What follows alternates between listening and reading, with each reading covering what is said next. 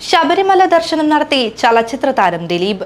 വ്യാഴാഴ്ച വൈകിട്ടോടെ സന്നിധാനത്തെത്തിയ നടൻ രാത്രി 11 മണിക്ക് ഹരിവരാസനം പാടി നടയടയ്ക്കുന്ന വേളയിൽ തിരുനടയിലെത്തി. നടയടച്ച ശേഷം ഗസ്റ്റ് ഹൌസിലേക്ക് മടങ്ങിയ ദിലീപ് ഇന്ന് പുലർച്ചെ നിർമാല്യം കണ്ടുതൊഴുത് തന്ത്രി, മേൽശാന്തിമാർ എന്നിവരെയും കണ്ട് അനുഗ്രഹം വാങ്ങിയാണ് മലയിറങ്ങിയത്. ക്ഷേത്രമില്ല, ഞാൻ താണ്ടുവാനിനിയൊരു പടിയുമില്ല. പോകുവാനിനിയൊരു ക്ഷേത്രമില്ല, ഞാൻ താണ്ടുവാനിനിയൊരു പടിയുമില്ല. ഇനിയുമെനിക്കൊരു മോക്ഷമില്ലെങ്കിൽ അടിയനെ അയ്യനിൽ ചേർത്തിടണേ. തത്വമസിയായി